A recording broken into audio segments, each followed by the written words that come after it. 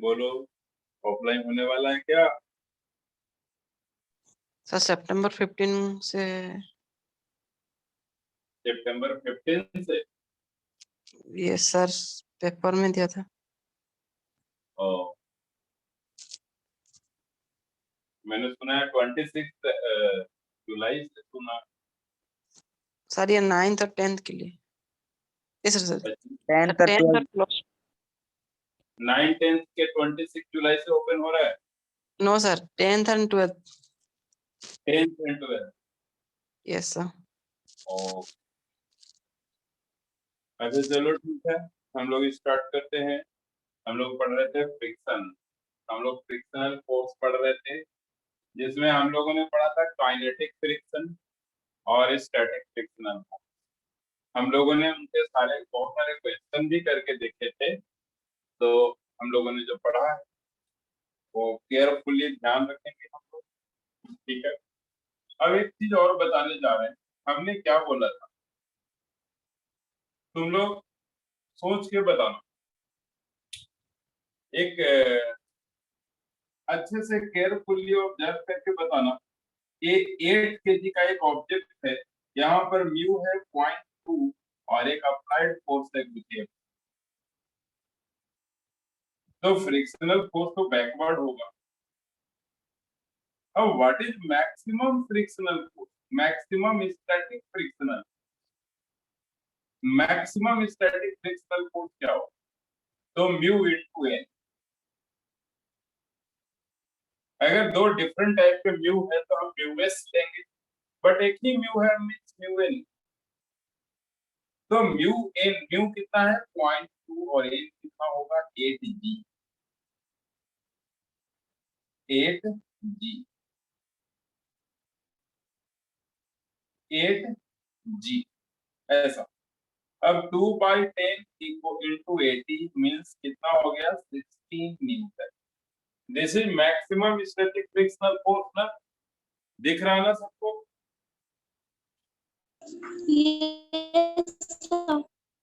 Okay. अब एक बात बताना कि अगर अप्लाइड फोर्स 2 न्यूटन है, suppose F equal to 2 newton, suppose F equal to 2 newton, ऐसा सपोज करो। ऐसा मैं सपोज कर रहा हूं कि F 2 न्यूटन है। समझना इधर अच्छे से देखना। अगर फ्रिक्शनल फोर्स, अगर अप्लाइड फोर्स 2 न्यूटन है तो फ्रिक्शनल फोर्स कितना होगा?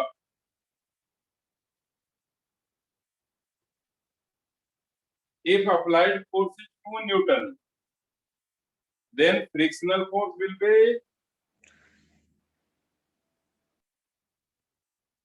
also 2 Newton.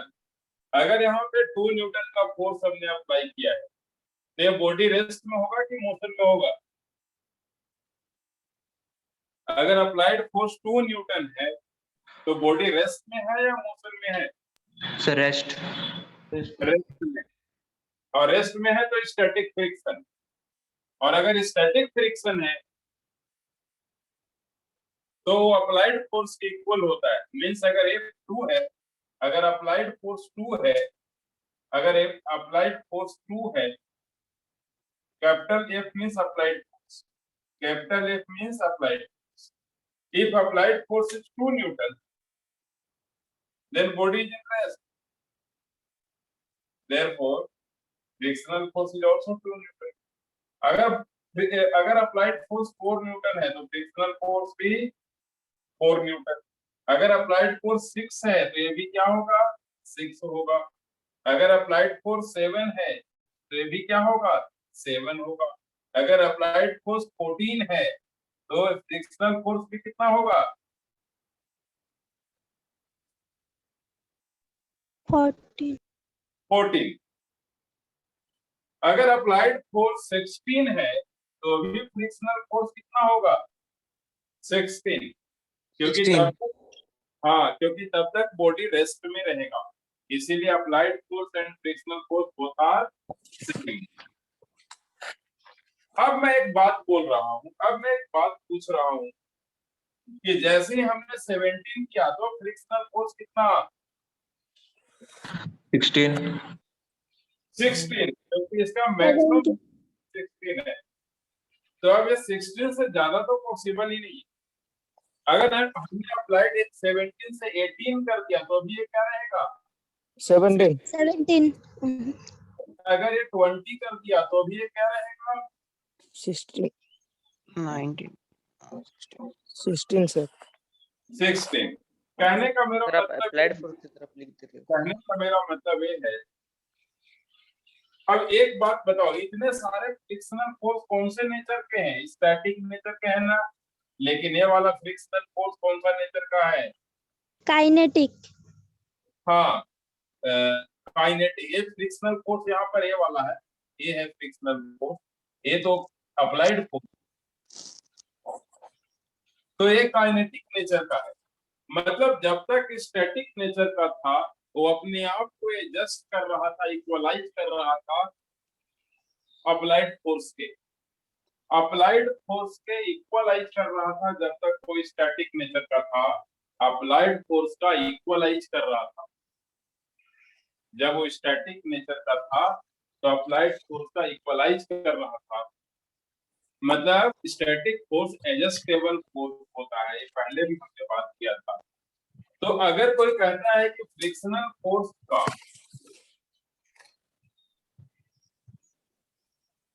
अगर कोई कहता है कि ग्राफ ड्रॉ करो फ्रिक्शनल फोर्स का, फ्रिक्शनल फोर्स का ग्राफ ड्रॉ करो, फ्रिक्शनल फोर्स का ग्राफ ड्रॉ करो अप्लाइड फोर्स के साथ, मतलब with respect to applied force, frictional force, graph of frictional force with respect to applied force अगर कहता है तो कैसा होगा, इनिशियली तो क्या है जिसका दोनों के वैल्यू सेम है, इसका मतलब क्या हुआ, ऐसा ग्राफ होगा।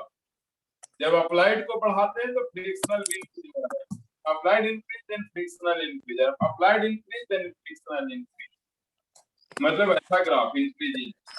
After then frictional force constant हो गया, अप्लाइड फोर्स बढ़ता जा रहा है, मतलब उसके बाद ग्राफ ऐसा होना चाहिए था। लेकिन एक्सपेरिमेंटली क्या देखा गया कि थोड़ा सा डाउन हो जाता है उसके जैसा।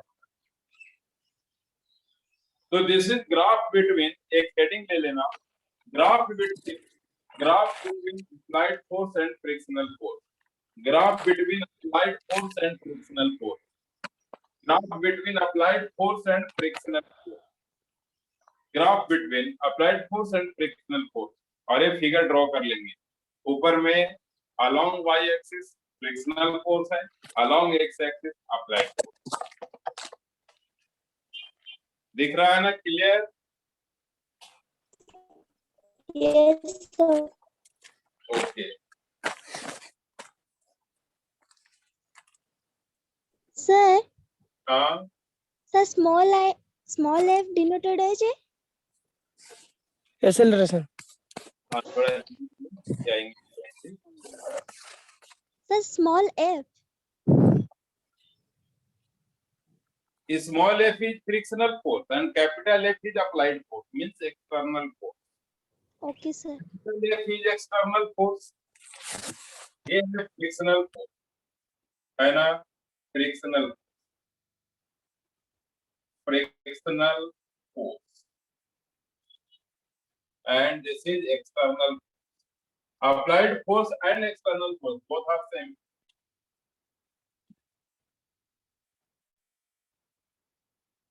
अब क्लियर हो गया?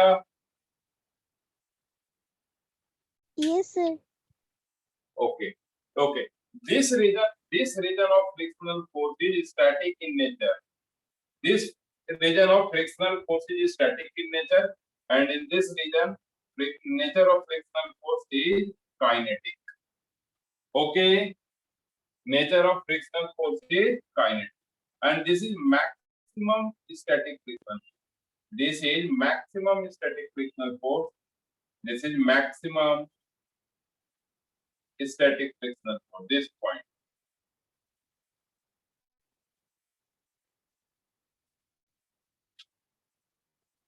Okay. Any doubt? Any problem? No, sir. No, sir. Okay, next है, नेक्स्ट टॉपिक हम नोट करेंगे। नेक्स्ट टॉपिक हम नोट करेंगे angle of friction. Angle of friction, okay, angle of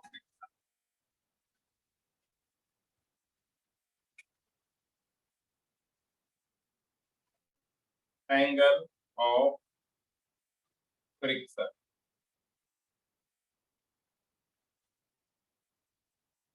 The next topic is angle of friction. Okay, angle of friction. तो सबसे पहले हम लोग एंगल ऑफ फ्रिक्शन क्या होता है वो क्लियरली हम लोग ऑब्जर्व करेंगे। Suppose mass of an object is m, then downward force is mg and upward force is n. Okay, upward force कौन है? n.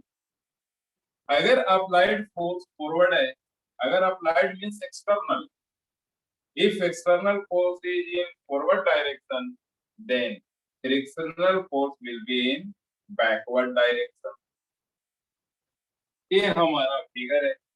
इस फिगर को हम लोग अच्छे से समझेंगे, नोट भी करेंगे, नोट कर लेंगे इसको। This is normal force, normal contact. This is normal contact force. कौन सा फोर्स है? Normal contact force. And this is tangential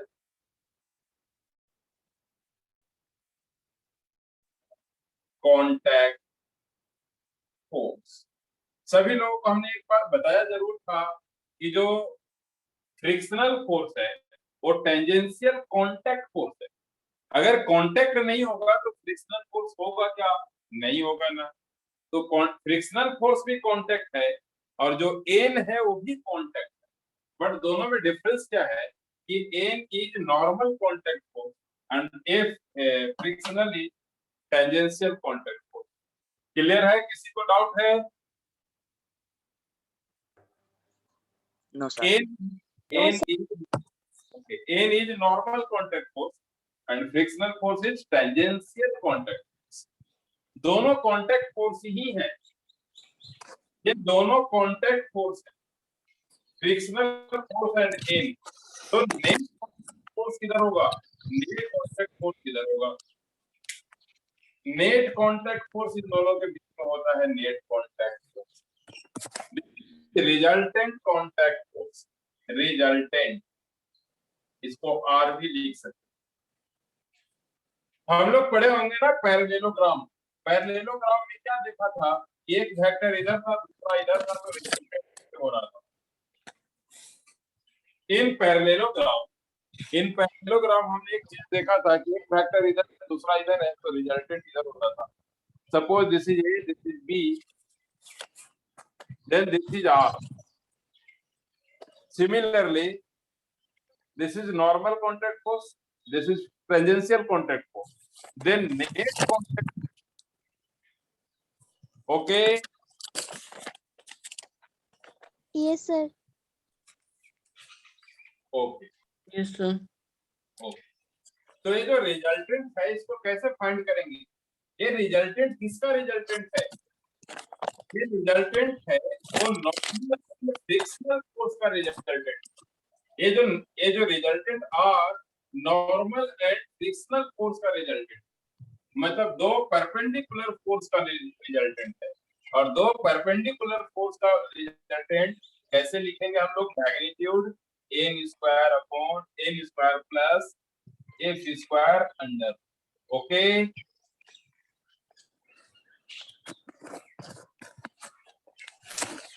दो अगर वेक्टर परपेंडिकुलर है तो उनका रिजल्टेंट कैसा होता है? a square plus b square under. यहाँ पर n square plus f square under और r equal to n square plus f is frictional force that is mu n।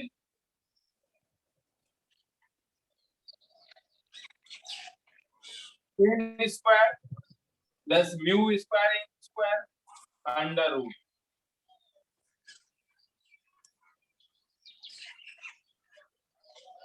Okay, हम लोग नोट करेंगे यहाँ तक। इसके बाद हमने n को कॉमन ले लिया, n स्क्वायर, तो 1 प्लस म्यू स्क्वायर। अब n आएगा बाहर, तो 1 plus mu square. This is resultant force, this is resultant. Okay, कोई डाउट है किसी को? No, sir. अगर कभी भी कोई रिजल्टेंट फोर्स फाइंड करने को कहता है, कांटेक्ट फोर्स का रिजल्टेंट फोर्स कहने का मतलब है कि कोई अगर कहता है रिजल्टेंट फोर्स फाइंड करना, तो n under root 1 plus mu square, mu given होगा और n हम कैलकुलेट कर सकते हैं। तो एक बात बता रहा हूँ, सभी लोगों से ध्यान देंगे कि अगर कोई कहता है कि नॉर्मल कांटेक्ट फोर्स फाइंड करो तो n करना। अगर कोई कहता है कि नॉर्मल कांटेक्ट फोर्स फाइंड करो तो n करेंगे। लेकिन अगर कोई कहता है कि टेंजेंशियल कांटेक्ट फोर्स फाइंड करो तो फ्रिक्शनल फोर्स फाइंड करेंगे। Normal, tangential. अगर कोई कहता है कि नॉर्मल वाला कांटेक्ट फोर्स देन दिस। अगर कोई कहता है टेंजेंशियल वाला कांटेक्ट फोर्स देने वाला। लेकिन अगर वो कहता है कि ओनली कांटेक्ट फोर्स, ओनली, ना नॉर्मल बोला ना टेंजेंशियल बोला, सिर्फ बोला कि कांटेक्ट फोर्स फाइंड करो, ओनली कांटेक्ट फोर्स, तो ये वाला आर। Okay, Yes, sir. हाँ। अच्छा, एक बात और बताते हैं, ये जो एंगल है ना, ये जो नॉर्मल फोर्स है और ये जो रिजल्टेंट फोर्स, ये नॉर्मल फोर्स है और ये जो रिजल्टेंट फोर्स है, इन दोनों के बीच का जो एंगल है थीटा, this angle is known as angle of friction. तो अभी जो भी बोर्ड पे दिख रहा है उसको नोट करेंगे, फिगर में थीटा को मेंशन करेंगे।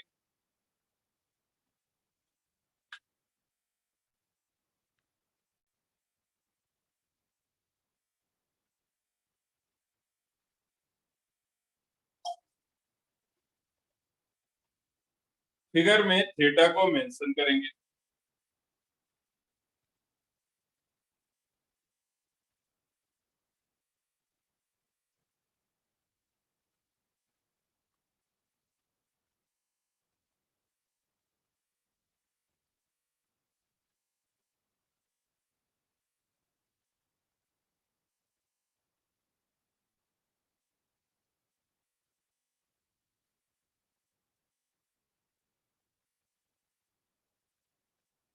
और लिखेंगे एक पॉइंट बनाएंगे और लिखेंगे angle between, angle angle between angle between angle between angle between angle between, ठीक है, angle between normal contact force, angle between normal contact force and resultant force, angle between normal contact force and resultant force, angle between normal contact force and resultant force, angle between normal contact force and resultant force, angle between normal contact force and resultant force is known as angle of friction, is known as angle of friction, is known as angle of friction, is known as angle of friction, is known as angle of friction. Okay, तो किसी को दिक्कत तो नहीं है, समझ में आ रहा है सबको? Yes, sir. Okay, Yes, sir. मेरा कहने का मतलब है कि ये बॉडी है, इस पे डाउनवर्ड फोर्स mg है, अपवर्ड फोर्स n है, फॉरवर्ड में अगर हमने अप्लाइड फोर्स अप्लाई किया है देन बैकवर्ड में फ्रिक्शनल फोर्स होगा। और ये दोनों नॉर्मल, ये दोनों कांटेक्ट फोर्स हैं, ये दोनों कांटेक्ट फोर्स हैं, ये दोनों कांटेक्ट फोर्स हैं, ठीक है, ये दोनों कांटेक्ट फोर्स हैं, इनका रिजल्टेंट आएगा इधर,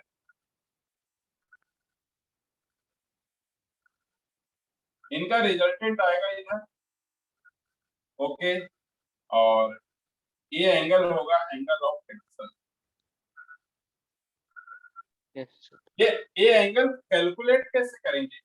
तो जैसे ये जो एक फोर्स तो ये वाला है नॉर्मल कांटेक्ट, दूसरा ये वेक्टर जो एफ है इसको हम पैरेलल ऐसे शिफ्ट कर सकते हैं। हमने बताया होगा कि किसी भी वेक्टर को पैरेलल शिफ्ट करने से कोई चेंज नहीं होता वेक्टर। तो हमने ऐसा इमेजिन कर लिया, ये फ्रिक्शन फोर्स को हमने यहाँ पे ऐसे शिफ्ट किया हुआ है। Then what will be the tan theta? tan theta क्या होगा? tan theta perpendicular by base, perpendicular is this, base is this. Then perpendicular is frictional force and base is normal. Tan theta equal to frictional force means mu n and this is n. Then tan theta equal to n, sorry mu. Then theta equal to tan inverse mu.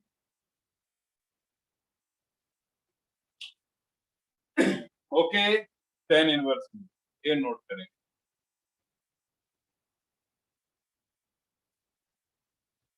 ठीक है, यहां तक note करें।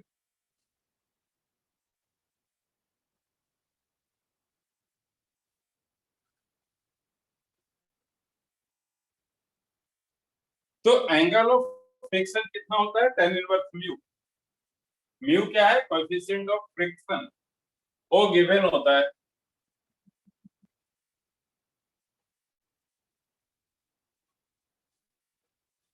Okay, Yes, sir.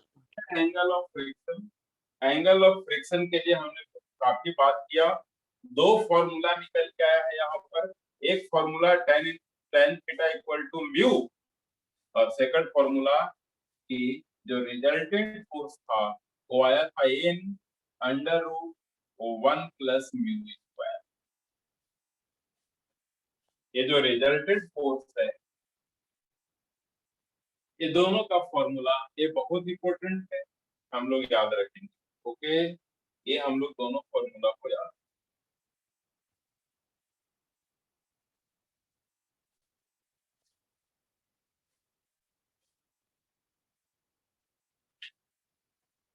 Okay, मिटाता हूं इसको।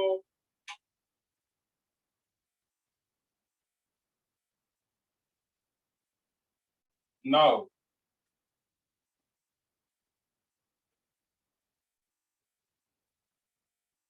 Angle of repose, next heading angle of,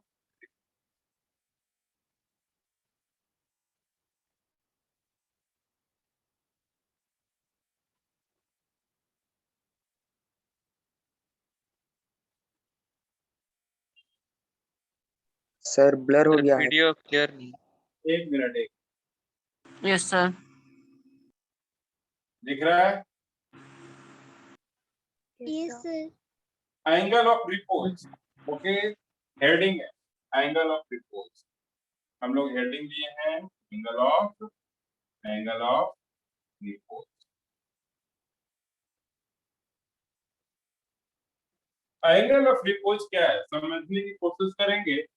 हम लोग पहले इसको देखेंगे कि है क्या, ऑब्जर्व करेंगे कि क्या है angle of repose.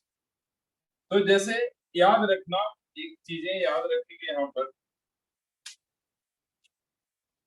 One by one बताना है कि एक हॉरिजॉन्टल सरफेस, इस पे एक ऑब्जेक्ट रखा है एम मास का, हॉरिजॉन्टल सरफेस है, इस पे एम मास का ऑब्जेक्ट रखा हुआ है। हॉरिजॉन्टल सरफेस पे एम मास का एक ऑब्जेक्ट रखा हुआ है। सभी लोग बताना कि ये जो सरफेस है इसका ये वाला पॉइंट फिक्स किया हुआ है हमने, और इस पॉइंट को उठाना शुरू कर दिया, ये मूव करवाना शुरू कर दिया, तो एक टाइम में ऐसा आएगा, मतलब ये ब्लॉक ऐसा हो जाए, हमने एट एन एंगल थीटा इसको मतलब ऐसा कर दिया, ऐसा कर दिया। ये जो सरफेस ऐसे हॉरिजॉन्टल था, हमने थोड़ा ऐसे कर दिया, इसको मूव नहीं करवाया इस एंड को, बस हमने इसको ऐसे मूव करवाया, तो एक इंक्लाइन सरफेस बन गया, एक इंक्लाइन सरफेस बन गया। अब मैंने थोड़ी देर बाद इसको ऐसे कर दिया, तो एक ऐसा सरफेस बन गया, और थोड़ा सा एंगल हमने इंक्रीज कर दिया, ठीक है, और थोड़ा एंगल हमने थीटा 1 से थीटा 2 कर दिया, या इसको थीटा नॉट कर दिया था और इसको कर दिया है थीटा। तो सभी लोग बताना, जब ये हॉरिजॉन्टल सरफेस पे ब्लॉक है तो क्या स्लिप करने के चांस है? नहीं है ना? No sir. लेकिन जैसे इंक्लाइनेशन बढ़ेगा तो क्या ये बॉडी को डाउनवर्ड स्लिप करने के चांस है क्या? Yes yes sir. और अगर हमने एंगल को इंक्रीज किया तो स्लिपिंग का चांस और बढ़ेगा या घटेगा? सर बढ़ेगा। बढ़ेगा। मतलब जैसे जैसे एंगल ऑफ इंक्लाइनेशन हम इंक्रीज करेंगे, ये ब्लॉक को स्लाइड करने का, स्लिप करने का चांस बढ़ जाएगा, और एक पर्टिकुलर एंगल पर इंक्रीज करते करते, एंगल को इंक्रीज करते करते एक पर्टिकुलर एंगल पर जाने के बाद वो बॉडी जस्ट स्लिप करने के लिए रेडी हो जाता है। मतलब उस पर्टिकुलर एंगल तक तो स्लिप नहीं कर रहा, लेकिन थोड़ा सा भी अगर बढ़ा दिया तो स्लिप कर जाएगा। क्लियर हुआ?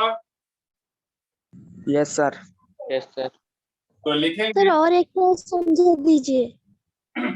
मैं क्या कह रहा हूँ कि अभी यह हॉरिजॉन्टल सरफेस पे है तो स्लिपिंग का चांस नहीं है, स्लाइड करने का चांस नहीं है, लेकिन जैसे ही हम इसको इंक्लाइन करना शुरू किए तो स्लिप करने के चांस बढ़ते जा रहे हैं। जैसे जैसे ये एंगल बढ़ेगा, अभी ये हॉरिजॉन्टल है, अब जैसे जैसे एंगल बढ़ेगा स्लिप करने के चांस बढ़ेंगे, और एक पर्टिकुलर वैल्यू, एक मिनिमम वैल्यू ऑफ एंगल जहां पे बॉडी जस्ट स्लिप करने के लिए स्टार्ट हो गया है, उस एंगल को हम कहते हैं एंगल ऑफ रिपोज। तो लिखेंगे, डेफिनेशन डिफाइन करेंगे, फिर थोड़ा क्लियर हो जाएगा। लिखेंगे, such minimum angle of inclination, such minimum angle of inclination, such minimum angle of inclination of a rough surface, of a rough surface, rough मतलब फ्रिक्शन वाला सरफेस, फ्रिक्शन लेस नहीं। Such minimum angle of inclination, such minimum angle of inclination of a rough surface, of a rough surface at which an object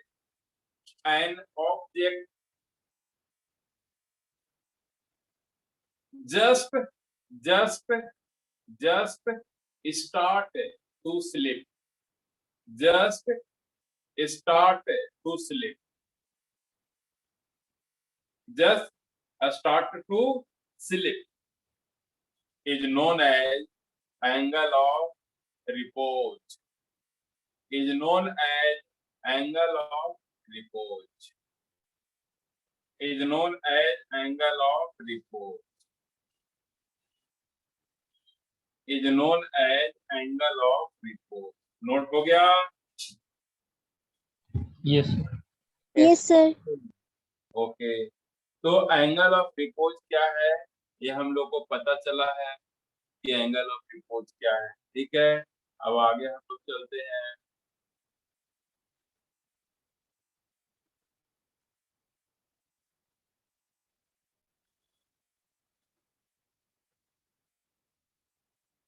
ठीक है, अब angle of repose को मैं calculate कर रहा हूं, अच्छे से देखना। कहने का मेरा मतलब क्या है कि ऐसा है हॉरिजॉन्टल सरफेस था, हमने एक प्लेन को, एक सरफेस को ऐसे इंक्लाइन कर दिया, ऐसा इंक्लाइन कर दिया, यहाँ पे एक बॉडी रखा और ये एंगल ऑफ रिपोज है। एंगल ऑफ रिपोज का मीनिंग क्या है? जब ये थीटा एंगल ऑफ रिपोज है, इट मींस ये बॉडी अब जस्ट स्टार्ट किया है स्लिपिंग, जस्ट मतलब जस्ट अभी स्टार्ट ही किया है स्लिपिंग। अब एक बात बताना है, सरफेस है तो इसका नॉर्मल कांटेक्ट फोर्स तो इधर होगा ना, क्योंकि normal contact force always perpendicular to the contact surface. Normal अगर सरफेस ऐसा है तो नॉर्मल फोर्स ऐसा है, क्योंकि ये 90 फॉर्म होना चाहिए। तो सरफेस अगर ऐसा है तो नॉर्मल फोर्स ऐसा हो जाएगा। mg क्या होता है? जस्ट वर्टिकली डाउनवर्ड, चाहे जैसा भी हो लेकिन डाउनवर्ड। अब यहाँ सिचुएशन भले ही जैसा भी हो लेकिन होगा वर्टिकली डाउनवर्ड। mg का फिक्स है कि डाउनवर्ड ही होगा, क्योंकि अर्थ किसी को डाउनवर्ड ही खींचता है।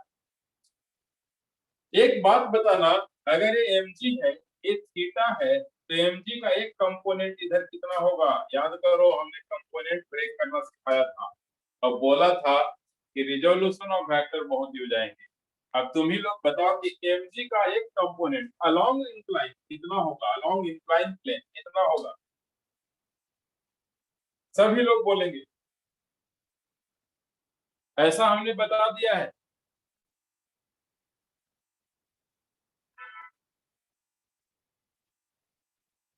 क्या हमने ऐसा फिगर बनवाया था कि एक ऐसा सरफेस है?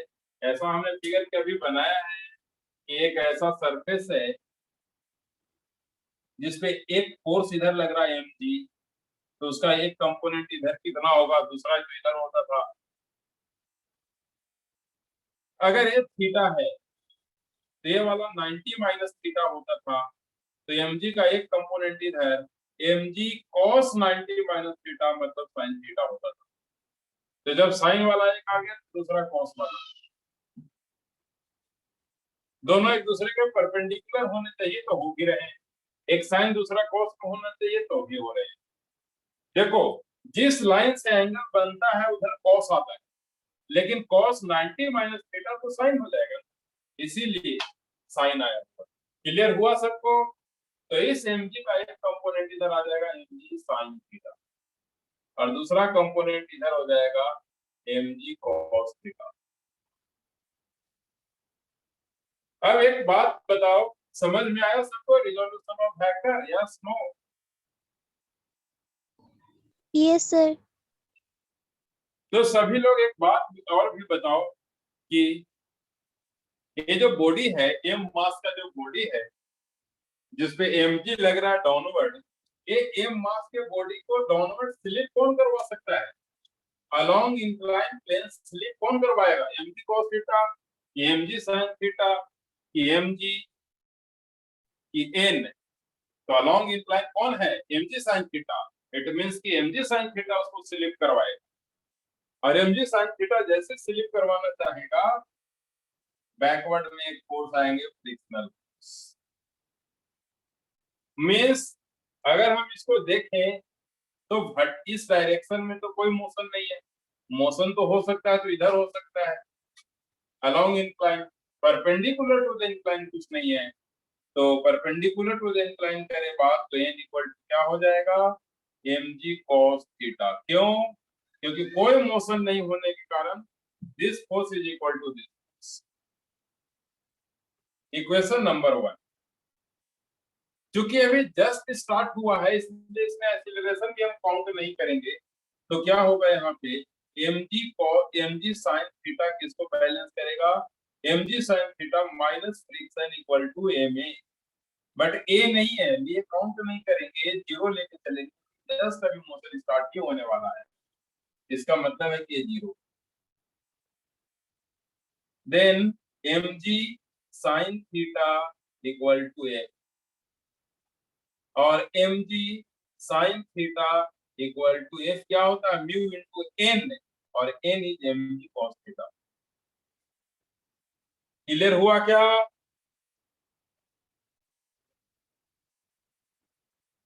समझ में आ रहा है सबको? बोलो।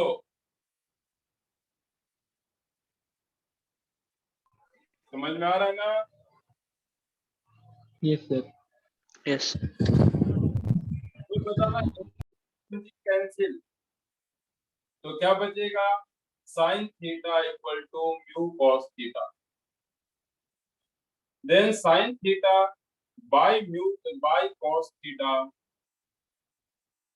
Equal to mu, then tan theta equal to mu, therefore theta equal to tan inverse mu। तो एंगल ऑफ रिपोज भी tan इनवर्स म्यू, जैसे कि एंगल ऑफ फ्रिक्शन था ना, सिमिलरली एंगल ऑफ रिपोज भी tan इनवर्स म्यू ही आ रहा है। Okay, जैसा कि एंगल ऑफ फ्रिक्शन वैसा ही एंगल ऑफ रिपोज।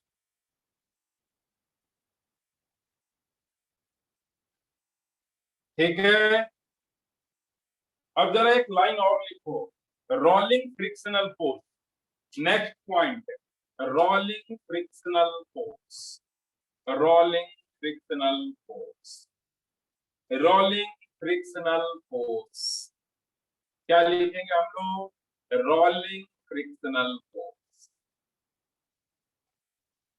लिखेंगे। Frictional force in rolling motion, frictional force in rolling motion is known as rolling frictional force। Frictional force in rolling motion is known as rolling frictional force। Frictional force in rolling motion is known as rolling frictional force। Frictional force in rolling motion is known as rolling frictional force। Frictional force in rolling motion is known as rolling frictional force। Okay। Yes sir.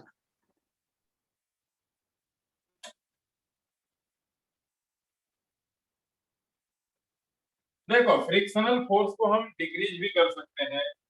Frictional force decrease कैसे हो सकता है? हम पढ़े होंगे 10th 9th class में, oil use करके, Greaves use करके कर सकते हैं, या काइनेटिक फ्रिक्शनल फोर्स को रोलिंग फ्रिक्शनल फोर्स में कन्वर्ट करके भी कर सकते हैं।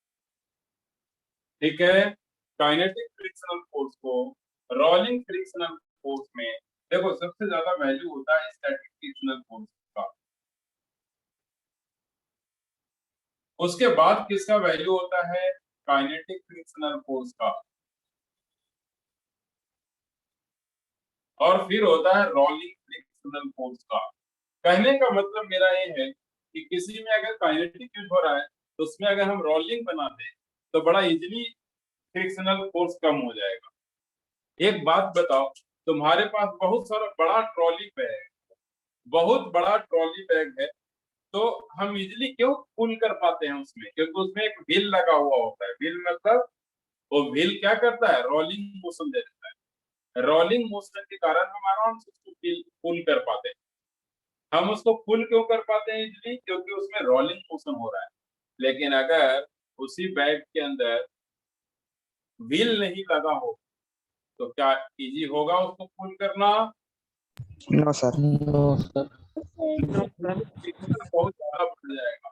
फ्रिक्शनल फोर्स इतना बढ़ जाएगा कि वो बैग जो है वो फट भी सकता है, खराब हो सकता है, रगड़ रगड़ के खराब हो सकता है। इट मीन्स काइनेटिक ज्यादा लगता है। अगर उसी में अगर व्हील लगा दे तो रोलिंग होता है, और रोलिंग होने के कारण वो बड़ा इजीली आ जाता है।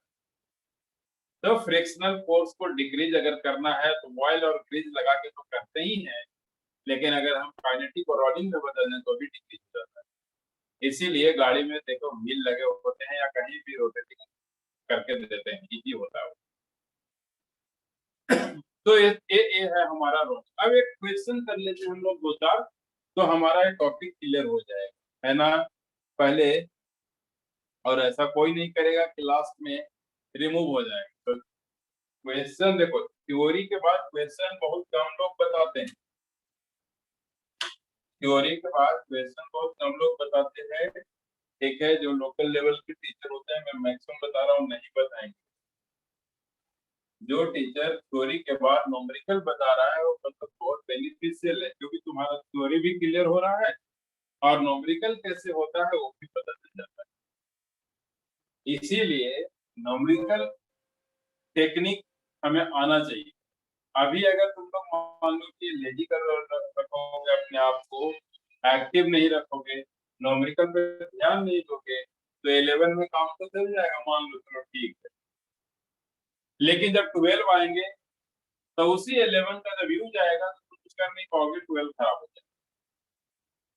अभी तो अगर 11 में कुछ नहीं करोगे न्यूमेरिकल, तो तुम्हें कितना लॉस हुआ ये पता नहीं चलेगा अभी, 5-6 महीने, 7 महीने। लेकिन जैसे तुम 12 में इन करोगे उसके 2 महीने बाद ही पता चल जाएगा कि तुमने 11 की गलती की। और जब एक बार गलती करते हैं तो टाइम वापस नहीं आता, याद रखना, इससे न्यूमेरिकल करना पड़ेगा। तो जैसे एक ये बॉडी, यहाँ पे एक ऐसा पुली लगा हुआ है, ठीक है, और एक ऐसा थ्रेड है। ये पुली के ऊपर से थ्रेड जा रहा है, देखो थ्रेड कहाँ जा रहा है, पुली से। ये बॉडी है, बड़ा इजी हम क्वेश्चन देंगे, सिर्फ कॉन्सेप्ट क्लियर हो जाए इतना ही, धीरे धीरे फिर लेवल बढ़ेगा। कॉन्सेप्ट क्लियर हो गया ना, छोटे क्वेश्चन करके कॉन्सेप्ट क्लियर करो, फिर बड़े बड़े क्वेश्चन भी होने लग जाएंगे। जैसे 6 kg का एक ब्लॉक है और ये 5 kg या 8 kg का एक ब्लॉक है, यहाँ पे कोएफिशिएंट ऑफ फ्रिक्शन है 0.1। फाइंड क्या करना है, tension force, find first tension force, second acceleration. अगर बॉडी मूव कर रहा है तो एक्सीलरेशन, और नहीं कर रहा तो एक्सीलरेशन 0 हो जाएगा। 0 भी एक वैल्यू होता है, इसीलिए 0 भी कैलकुलेट हो सकता है। तो चेक करना पड़ेगा, चेक करो तुम लोग, कैलकुलेट करो तुम लोग कि बताओ कैसे। तुम लोग फिगर नोट करो और खुद थोड़ा सा ट्राई करो, फिर मैं बताऊंगा।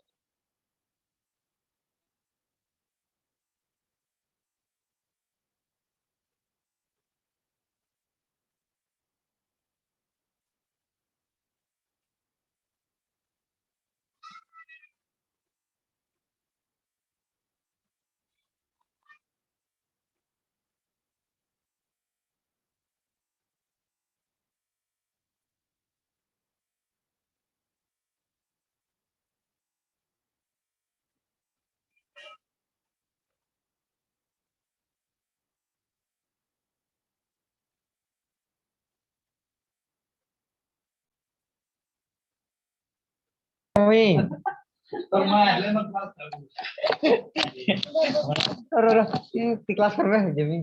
अरे क्लास कर अभी अम्मी कौन क्लास ना है ना, तुम्हार क्लास होती तो हमरा मत दिया क्लास और come mic last on February 4 by last out कोनी हारी वाले बोला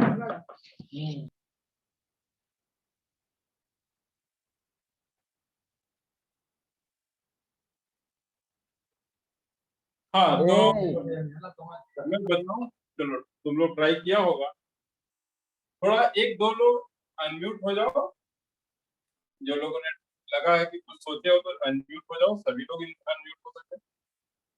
और बताओ इसमें डाउनवर्ड 6 भी अप्लाई होगा क्या? Yes sir. Yes sir. Tension force, ये दोनों फोर्स अप्लाई होंगे on the 6 kg block. Yes, sir.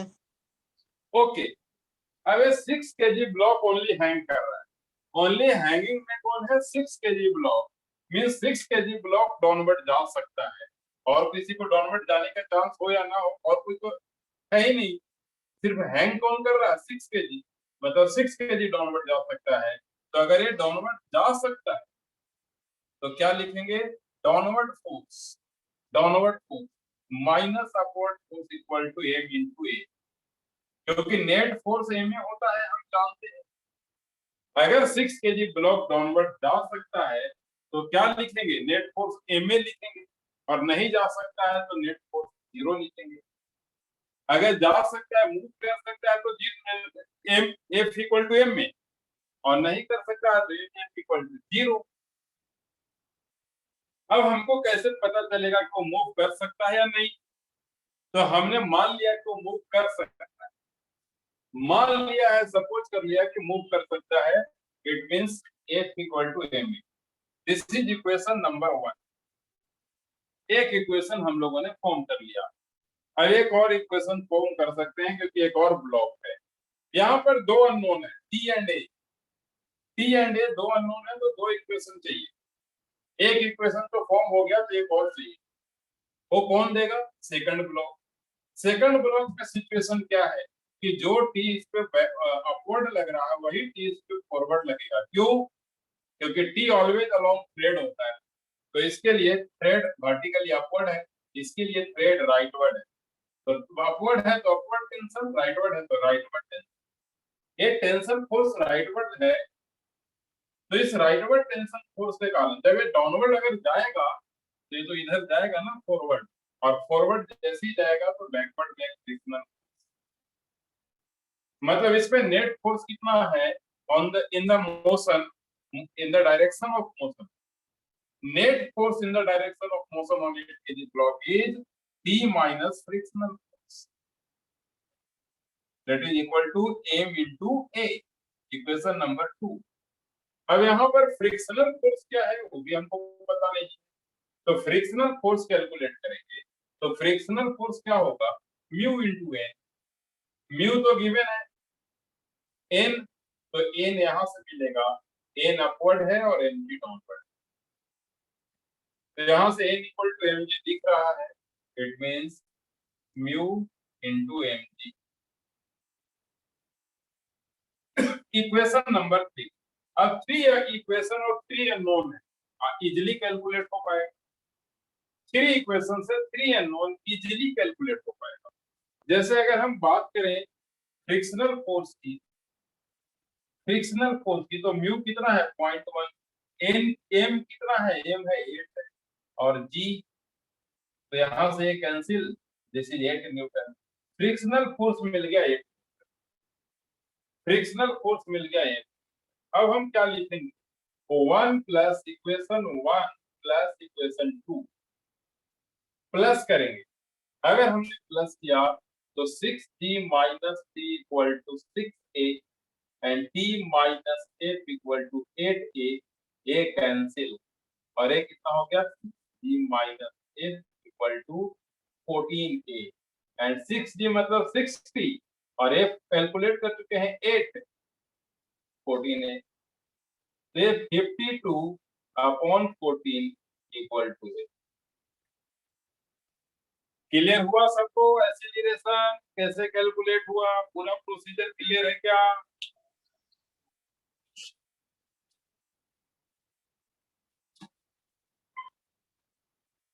किसी को डाउट है तो पूछो। सर और एक बार रिपीट। बताओ 6 kg ब्लॉक अगर डाउनवर्ड जाएगा, हमें नहीं पता है कि जाएगा कि नहीं, लेकिन हमने सपोज कर लिया कि जाएगा। तो अगर वो डाउनवर्ड जाएगा, अपवर्ड तो जाने का पॉसिबिलिटी है ही 0। जाएगा तो डाउनवर्ड, तो डाउनवर्ड जाएगा तो क्या लिख सकते हैं? 6g minus t equal to 6a। ये क्लियर है क्या सबको? Yes sir. अब 6 डाउनवर्ड जाएगा तो 8 kg फॉरवर्ड जाएगा, तो फॉरवर्ड जाएगा तो फॉरवर्ड में फोर्स है टी, और बैकवर्ड में फोर्स है फ्रिक्शनल फोर्स। मतलब नेट फोर्स क्या हो जाएगा? T minus m, t minus frictional force equal to m a, m मतलब 8 इंटू ए। ये सेकंड इक्वेशन क्लियर हुआ?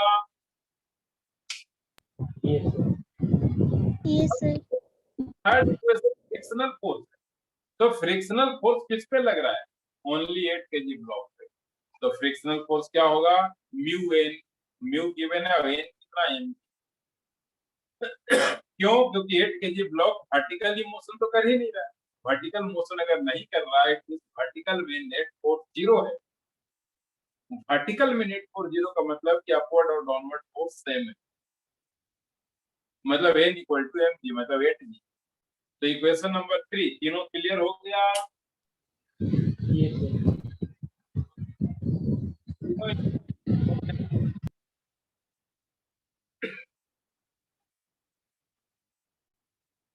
बोलो, तीनों इक्वेशन क्लियर हैं? Yes sir. yes sir, okay, अब इक्वेशन थर्ड से फ्रिक्शनल फोर्स हमने फाइंड कर लिया 8 न्यूटन, क्योंकि फ्रिक्शनल फोर्स म्यू एन मतलब म्यू एम जी, तो म्यू का वैल्यू पुट किया, एम का वैल्यू, जी का वैल्यू कैंसिल हो गया, 8 न्यूटन मिल गया। अब हमने फर्स्ट और सेकंड इक्वेशन को जब ऐड किया तो टेंशन फोर्स कैंसिल हो गया और हो जाएगा 6g minus f equal to 14 है। अब एफ का वैल्यू ऑलरेडी पता था 8 है, तो 60 माइनस 8 इक्वल टू 14 है, तो 52/14 इक्वल टू 8। अब बोलो, अभी भी डाउट है या वापस रिपीट करें? नहीं सर। क्लियर हो गया तो एक और क्वेश्चन तो देते हैं सेम टाइप का, लेकिन वो सबको करना है।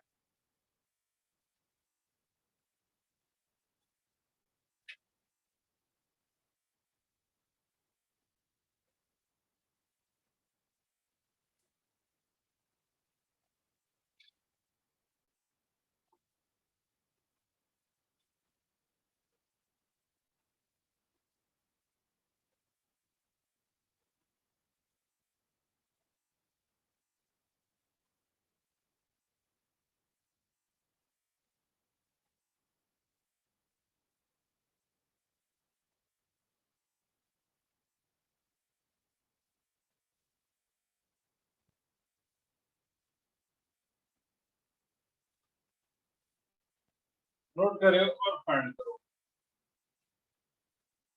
देखो, हमने डाउनवर्ड पिछले क्वेश्चन में, जस्ट प्रीवियस क्वेश्चन में हमने डाउनवर्ड सपोज करते हुए इक्वेशन लिखा था और एक्सेलरेशन देखा कि जीरो नहीं आया, इसके सच में वो डाउनवर्ड जा रहा। अगर एक्सेलरेशन नेगेटिव आया इसकी बैकवर्ड जाएगा, मतलब डाउनवर्ड की जगह पे अपवर्ड, जो कि पॉसिबल नहीं था। और अगर एक्सेलरेशन जीरो आया मतलब वो मूव नहीं कर रहा है, मतलब अगर जीरो आता है इसको मूव नहीं कर रहा है। अगर एक्सेलरेशन नेगेटिव आया इसकी अपवर्ड जाना चाहिए था, जो कि पॉसिबल नहीं था उस क्वेश्चन में, इसीलिए हमने डाउनवर्ड सपोज किया। अब यहां भी तुम डाउनवर्ड सपोज करते हुए फाइंड करो, सभी लोग करेंगे।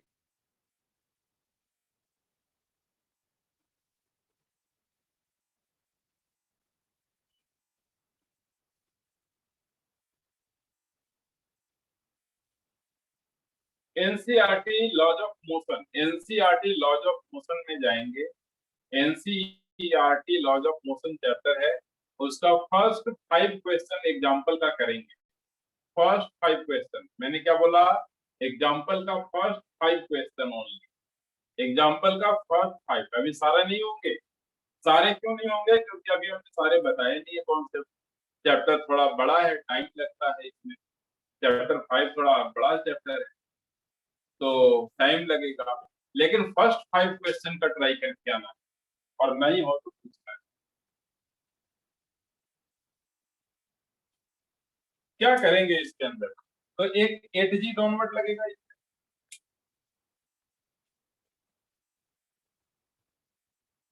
टी अपवर्ड लगेगा। जो टी अपवर्ड इसमें लग रहा है वही टी इसमें फॉरवर्ड। जैसे ये फॉरवर्ड टी के कारण फॉरवर्ड जाना शुरू करेगा तो बैकवर्ड में फ्रिक्शन। एन भी इस पे लगेगा, इस पे नहीं लगेगा क्योंकि एक किसी के कांटेक्ट में नहीं, किसी सरफेस के। और एमजी भी लगेगा इस पे फोर्स।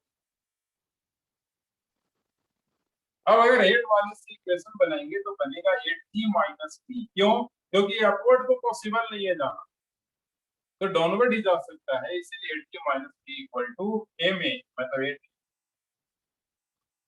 4 वाले से अगर इक्वेशन लिखेंगे तो आ जाएगा t minus f equal to 4a। Equation 1, equation छोड़ दो वहीं पे 2 को। अब फिर यहाँ पे देखेंगे frictional force. What is frictional force? Mu into n. N किसके इक्वल है यहाँ पर? एमजी के इक्वल है।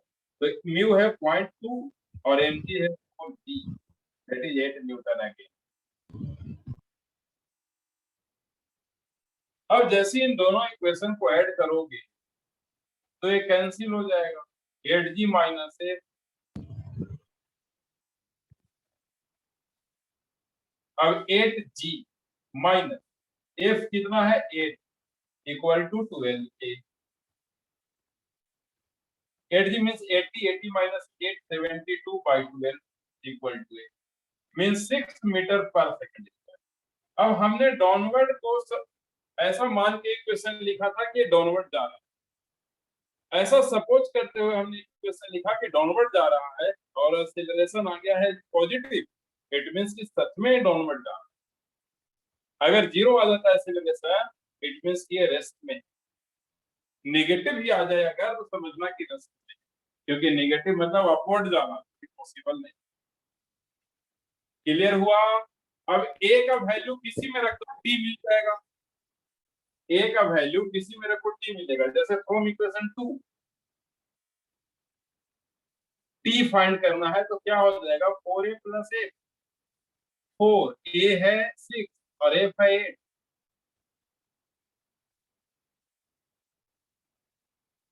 आ गया टेंशन फोर्स 32 न्यूटन। क्लियर हुआ क्या? Yes sir, same. ठीक है, तो आज हम यहाँ पे रख रहे हैं और सभी लोग पढ़ा। 72 कहाँ से आया? क्या 72? 72 8G। इधर देखो, अरे ये दोनों इक्वेशन को जब हम ऐड किए तो minus t plus t cancel हो गया, और ये Yes, sir. 8G minus f equal to 12A। अब 8G मतलब 80, 8G मीन्स 80। 8G को तुम ऐसे भी लिख सकते हो 80, 80 minus 8. और 8 कहां से आया, Yes, mu into n, frictional force. Clear हुआ? Yes, sir. ओके, तो इतना ही। फ्रिक्शनल फोर्स सिर्फ 4 kg ब्लॉक पे अप्लाई हो रहा है और किसी पे नहीं, क्योंकि उसी फोर्स में फ्रिक्शनल हो सकता है। 8 तो हवा में है, एयर में है, हैंग कर रहा है, उसको कहां पे फ्रिक्शनल लगे। तो सभी लोग रिवीजन कर लेंगे, जो हमने बताया है, जो आज पढ़ाए हैं उसको रिवीजन जरूर करना है आज ही, सेम डे।